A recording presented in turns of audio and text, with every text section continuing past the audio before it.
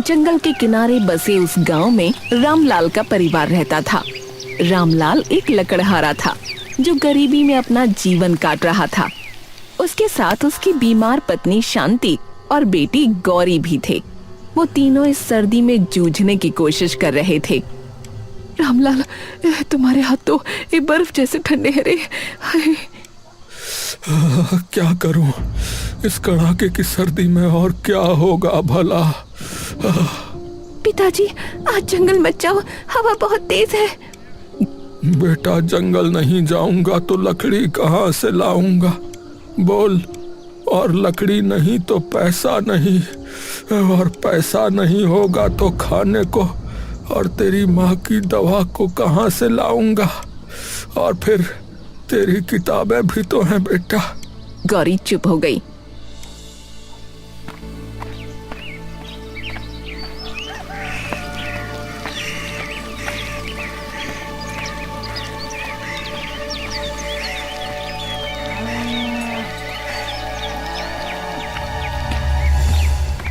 अरे रामलाल भैया, अरे इतनी जल्दी सुबह सुबह ऐसे चले जा रहे हो जैसे जंगल में सोना बिखरा पड़ा हो।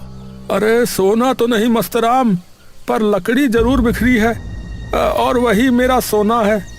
हाँ भाई हाँ, आज जमींदार साहब के यहाँ भी जाना है ना। अरे बड़ी दावत है, वहाँ तो तुम्हारे हाथों के बने पकवानों की धूम मचेगी भाई। अरे हाँ हाँ, वहाँ भी तो जाना है। गौरी की फीस के लिए, शांति की दवा के लिए कुछ तो कमाना होगा भाई। सिर्फ लकड़ी काटने से भला कहाँ काम चलता है, बोलो। अरे भैया ध्यान रखना, कहीं इस सर्दी में तुम्हारा ही काम तमाम ना हो जाए। हाँ मस्तराम हंसता हुआ चला गया।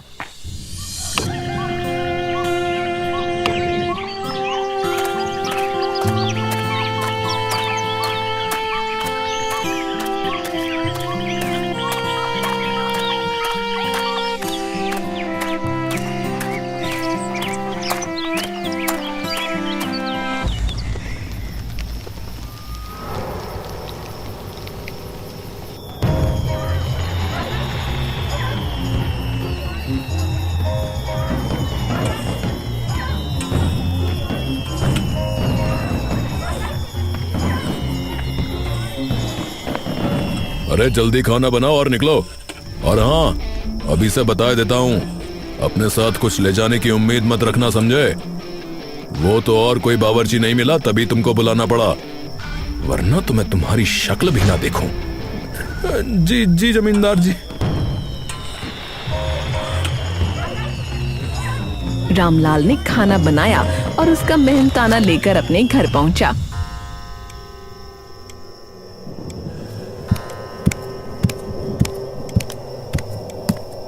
पिताजी आ गए, खाना बन गया है, आ जाओ खा लो। क्या बना है? चावल के सिवा घर में कुछ नहीं था, सादे चावल और चटनी है। कोई बात नहीं। रामलाल को खाने की चिंता नहीं थी, क्योंकि उसके दिमाग में एक बड़ी चिंता चल रही थी। गौरी बड़ी हो रही थी और अब उसकी शादी करनी थी, लेकिन कैसे? शांति, गौरी की शादी करनी है, अब लड़का वगैरह देखना शुरू करो। हाँ, मैं भी वही सोच रही थी। 12वीं पास कर चुकी है अपनी गुड़िया। ये बात सिर्फ रामलाल के घर में नहीं, गांव के चौपाल पर भी हो रही थी। अरे मस्त राम, अरे ये रामलाल अपनी बेटी का क्या करेगा भाई? उम्र तो खत्म हो रही है लड़की की। अरे भाई, उसकी फिक्र काहे कर रहे हो तुम लोग? हैं? तुम तो 50 के होके भी कुंवारे हो। इस ठंड में अकेले लेटते कैसा लगता है? अरे बकवास ना करो। हाँ, मैं तो आदमी हूँ, वो गौरी जो है वो तो लड़की है बेचारी। अरे रामलाल के घर में शादी की नहीं, बल्कि एक कंबल की जरूरत है भैया, क्योंकि उनके पास एक ही है जो तीनों जनों को ढांपता है। अरे मजाक छोड़ो भाई। अरे लड़की 12वीं पास है, हैं? इतनी पढ़ी लिखी लड़की को कोई लेगा भी तो दहेज मांगेगा। और रामलाल के पास है क्या? है टूटी कुल्हाड़ी और फूटी किस्मत। रामलाल ने दूर से सब सुना और दहेज शब्द सुनते ही रामलाल की टांगे कांप जाती हैं। हे भगवान, मेरी बच्ची की शादी करवा दो, फिर चाहे आप मुझे अपने पास ही बुला लो, मुझे कोई मतलब नहीं। उस दिन रामलाल इन्हीं सोचों में डूबा रहा।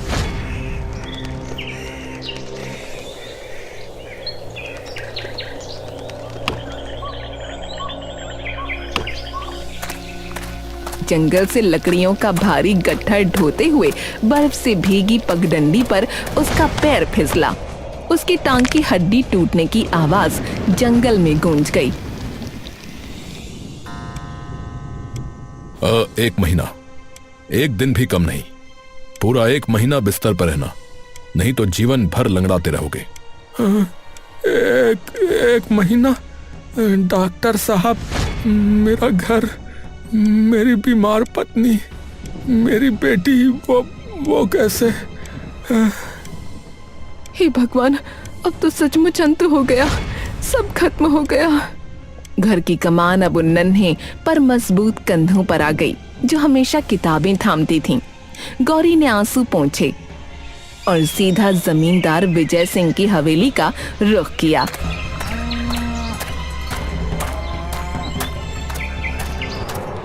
हुजूर, मेरे पिताजी का पैर टूट गया है, वो कोई काम नहीं कर सकते। अब मुझे घर चलाना है, मैंने 12वीं की है, हिसाब किताब रख सकती हूँ, मुझे काम दे दीजिए। हिसाब किताब? और तू? हाँ, ठीक है, चल आ जाना, मेरा मन भी लग जाएगा। कल से आ जाना, ठीक है? चल जा। रामलाल और शांति अब बिस्तर पर पड़े थे और गौरी जमींदार के घर में काम कर रही थी। वहीं उसकी मुलाकात हुई राजेश से। राजेश को पहले से जानती थी, वो उसके साथ ही स्कूल में पढ़ा था। लेकिन अब यहाँ बात कुछ और होने वाली थी। ये लीजिए, पिछले महीने के बीच का हिसाब। आप बहुत लगन से काम करती हैं। जिम्मेदारी निभानी पड़ती है राजेश। जिम्मेदारी तो सब निभाते हैं, पर इतनी खामोशी से, इतनी गरिमा से सिर्फ आप। धीरे धीरे बातचीत बढ़ने लगी। राजेश की नेक नजरों में गौरी को अपने पिता जैसी ईमानदारी दिखी और गौरी की मेहनत ने राजेश के दिल में एक नया विश्वास जगा दिया।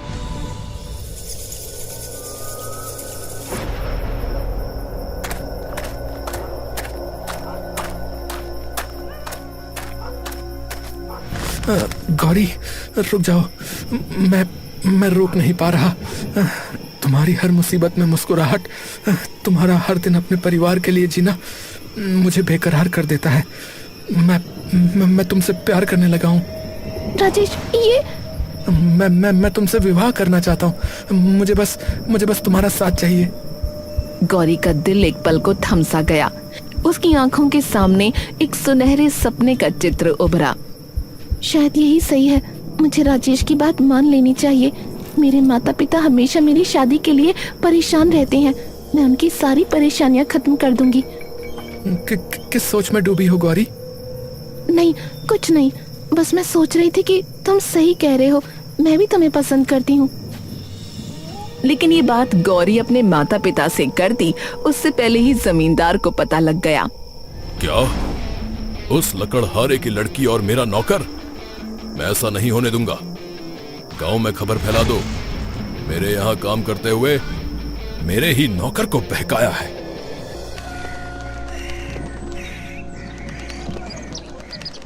अगले ही दिन गांव के चौराहे पर एक नौकर ने ढोल पीट पीट कर ऐलान कर दिया। सुनो सुनो सुनो,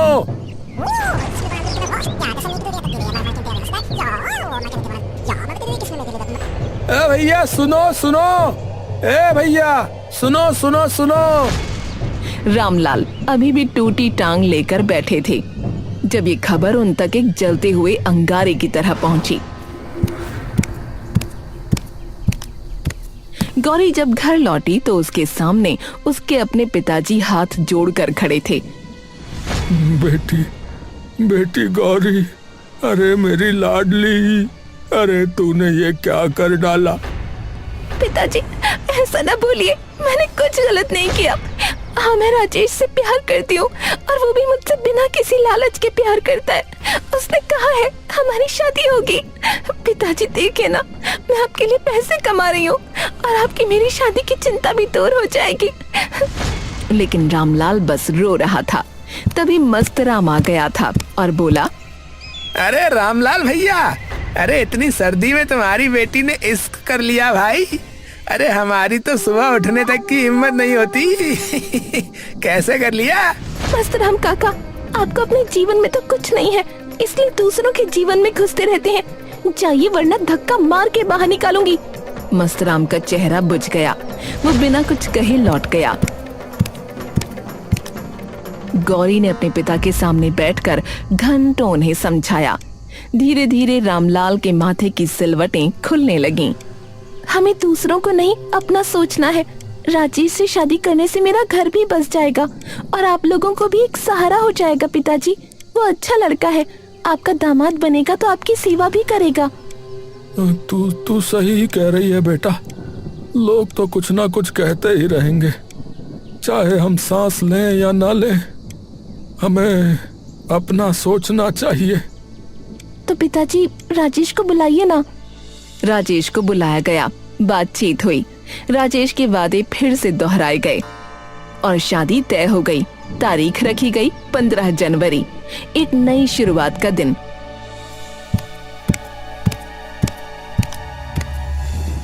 लेकिन इतनी जल्दी क्या है? अभी तो इतनी सर्दी हो रही है। सर्दी में हमें जीना नहीं छोड़ देना ना माँ, तो शादी क्यों टालनी है? गौरी सही कह रही है। काल करे सो आज कर और आज करे सो अब।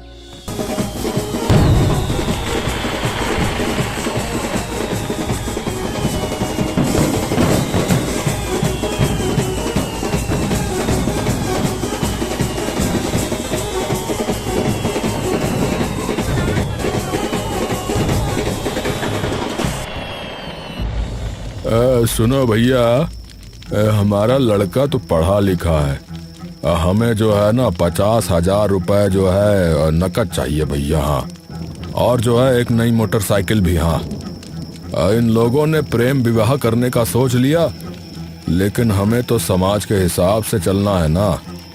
समझ रहे हो ना? अरे भाई साहब, अरे हमारी हैसियत तो आप जानते ही हैं। अरे हैसियत है? अरे तो फिर शादी की हैसियत कैसे आ गई है? कैसे हो गई हिम्मत तुम्हारी? अरे नहीं है कुछ तो शादी नहीं होगी। ए चलो रे, वापस चलो, वापस जाएगी बारात रे, वापस लौटा। उठ, कोई शादी वादी नहीं होगी, चल। राजेश, अपने पिताजी को समझाओ। लेकिन राजेश चुप रहा, कुछ नहीं बोला। सब कुछ ठहरा सा लगा। मैं और काम करूंगी, कर्ज लेकर दे दूंगी, बस आज के दिन को मत मारिए। अरे कर्जा? अरे तेरे कर्ज से हमारी इज्जत नहीं चलेगी लड़की। चलो बेटा, यहाँ से चलो। चलो, बाजा वाला, चल वापस। रामलाल का घर एक तमाशा बन गया। अरे भैया, इतनी सर्दी में हम सबको इकट्ठा कर लिया और शादी भी नहीं करी, बताओ। चलो कम से कम खाना तो खा ही लेता हूँ। बड़ा अपने माथे का कलंक धोने चली थी। ले, तेरे एक और कलंक लग गया। अब कौन करेगा तुझसे शादी? जमींदार जी, आप? और अब कल से काम पर भी मत आना, समझी? ऐसी लड़की को मैं अपने घर में नहीं बुला सकता। रामलाल टूट चुका था। शांति की तबीयत इस सदमे से और बिगड़ गई। उनके जीवन में अंधेरा और गहरा होता चला गया। सारी उम्मीदें खत्म हो गईं।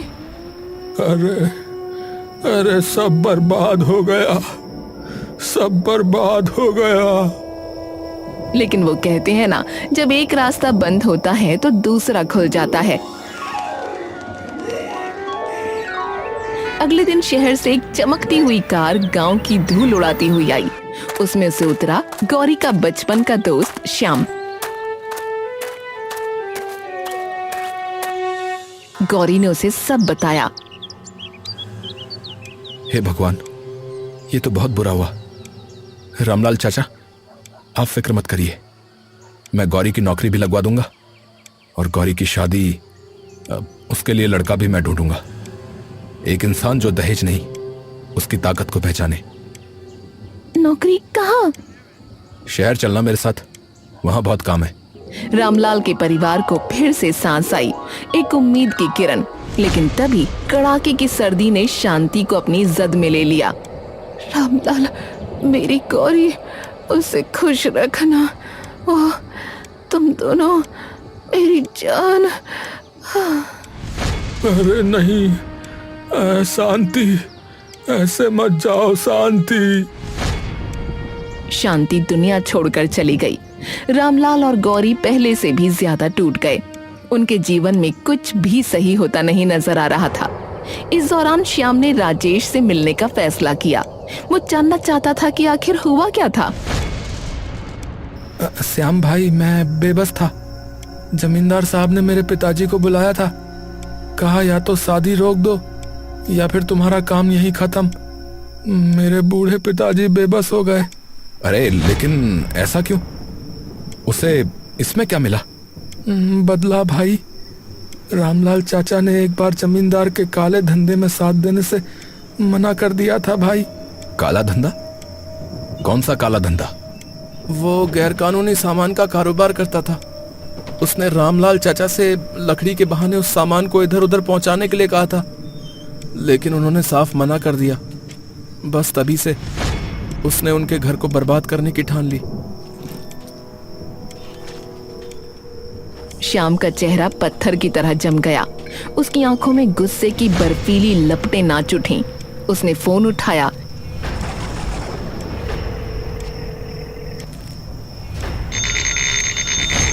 हेलो, पुलिस थाना। मैं गुप्त सूचना देना चाहता हूँ। विजय सिंह के गोदाम नंबर 3 में आज रात को बड़ी खेप आ रही है, नकली सामान की। हाँ, पूरी तैयारी कर लीजिए। कड़ाके की सर्द रात थी। चांद भी डरकर बादलों के पीछे छिप गया था। पूरा गांव कंपकपा रहा था। तभी पुलिस ने जमींदार के गुप्त गोदाम को चारों तरफ से घेर लिया।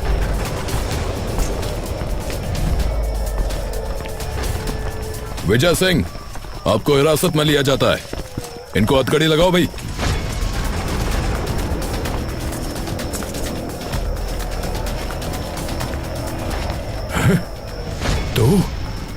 तू यहां क्यों है? और तू पुलिस के साथ क्यों खड़ा है रे? क्योंकि मैंने ही पुलिस को बुलाया है। अपने ही बाप के साथ ये गद्दारी कर रहा है तू? हाँ, क्योंकि आपने मेरे साथ गद्दारी की। 20 साल पहले आपकी पत्नी मुझे लेकर आपको छोड़कर जा रही थी, इसी काले धंधे की वजह से। पर आपने कसम खाई थी कि अब ऐसा कुछ नहीं करोगे, लेकिन आपने धोखा दिया, अपनी मरी हुई पत्नी को भी और अपने बेटे को भी। चलो, हमारे साथ जो किया सो किया, लेकिन आपने रामलाल चाचा के साथ क्या किया? गौरी के साथ क्या किया? वो क्या था? मेरी मां सही कहती थी, आपका दिल दिल नहीं है, पत्थर है, पत्थर। जमींदार का सर शर्म से झुक गया था। फिर पुलिस जमींदार को ले गई।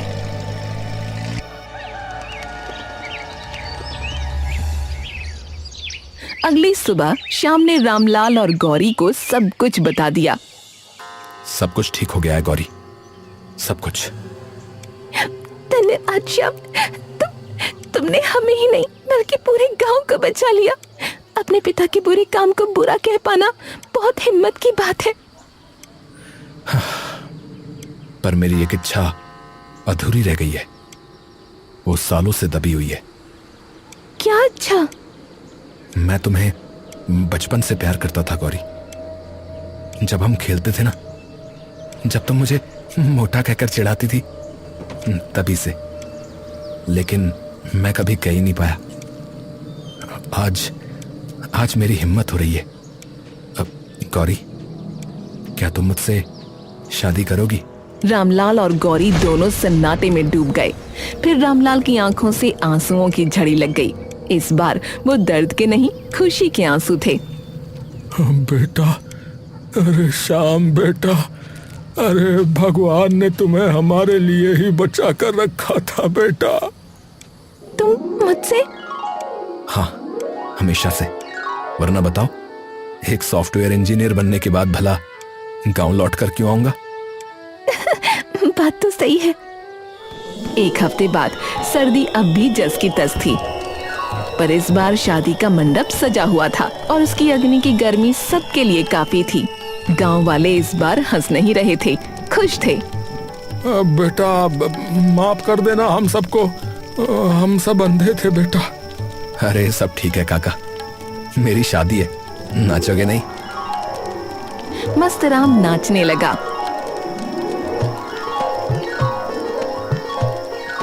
शादी के बाद श्याम ने रामलाल से कहा, चाचा, अब आप हमारे साथ शहर चलिए। अरे नहीं बेटा, मेरी जड़ें यहीं हैं, अपने गांव में। इसी मिट्टी में मेरा सब कुछ दफन है बेटा। तुम लोग खुश रहो, बस एक काम करना बेटा। क्या? सर्दियों में एक अच्छा सा कंबल जरूर भेज देना, वो पुराना अब बहुत हो गया। अरे चाचा, गौरी ने आपको बताया नहीं? मैं कंबल हीटर सब ले आया हूं। अब आप लोगों को कोई ठंड नहीं लगेगी।